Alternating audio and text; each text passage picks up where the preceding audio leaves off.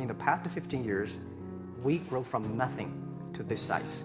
Well, my grandfather was a tiny landlord. Was considered, after liberation, was considered to be a bad guy.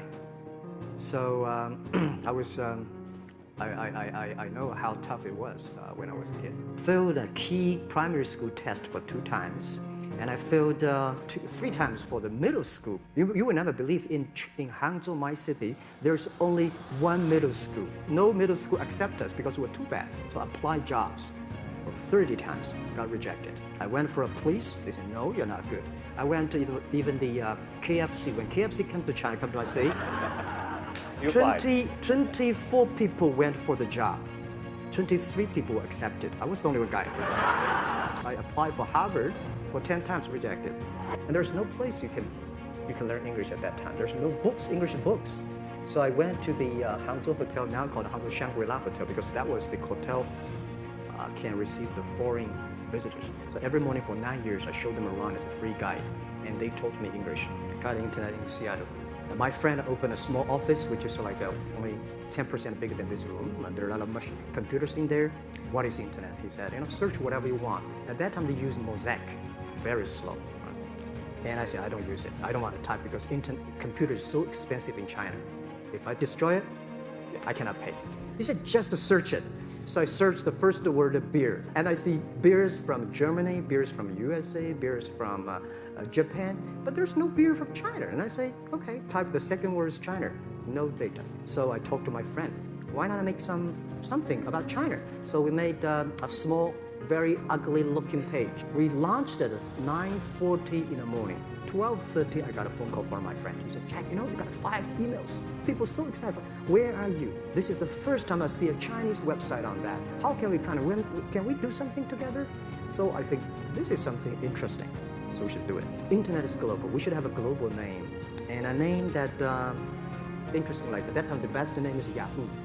Right? So I've been thinking for many days, certainly Alibaba is a good name. So I was happened to be in San Francisco that day. And I did have a lunch, and the waitress came. I asked her, do you know about Alibaba? She said, yes. I said, what is Alibaba? She said, Open Sesame. Good. I asked about 10, 20 people. They all know about Alibaba, 40 Thieves, and Open Sesame.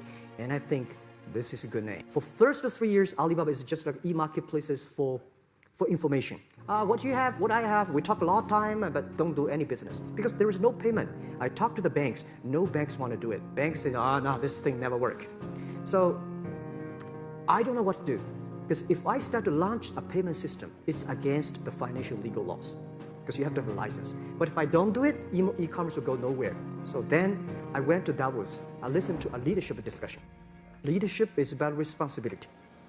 And after I listened to that panel, I give a call to my friends, my colleagues in my apartment, say, do it now, immediately. If something wrong, the government not happy about that, if one body has to go to the prison, Jack might go to the prison. Because it is so important for China, for the world, to be able to trust the system. And if you do not do it, I said, and do not do it properly, stealing money, money wash, no trust record, I send you to the prison. People don't like it. So many people I talked to at that time for Alipay, they say, this is the stupidest idea you have ever got. Now we have 800 million people using this Alipay. I think if the company always think about picking money from out of the government pockets, that company is rubbish. 1999, year 2000, and even at the Yahoo time, a lot of people say this Jack is crazy. He's doing something that we don't understand. A lot of venture capitalists give you money because there is such an American model already there. But they say, Alibaba, we don't see this kind of model. I remember my first time in Time magazine, they call me Crazy Jack.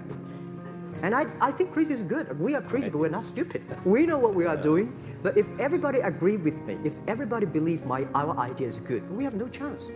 At the beginning, I never thought, I thought when I was young, I said, everything's possible. Now I know not everything's possible. When you have something, you have to think about, you have to consider about the others. You have to consider about the customer, society, your employees, your shareholders.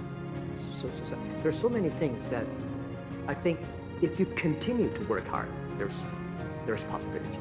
I just feel that I'm enthusiastic about what we are doing. At the beginning, for the first 5 years, I just want to survive. But later, I think, wow, so many people's life changed. I was so excited.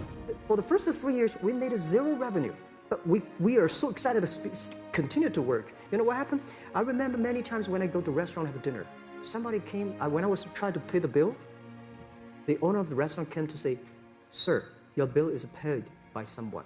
And the small note said, "Hey, Mr. Mark, I'm your customer of Alibaba Group, Alibaba platform. I made a lot of money, and I know you don't make any money. I pay the bill for you." If you don't do it, nothing is possible. If you try to do it, at least you have the hope. And I remember the day when I started Alibaba, we want to have a mission helping small business doing easier. So next step, today, so many millions of small business using our platform to sell things, and over 300 million consumers buy things from our site. Cheapest, efficient. Believe what you're doing, love it, whether people like it, don't like it, be simple. And like the word, life is like a box of chocolate. You never know what you can get.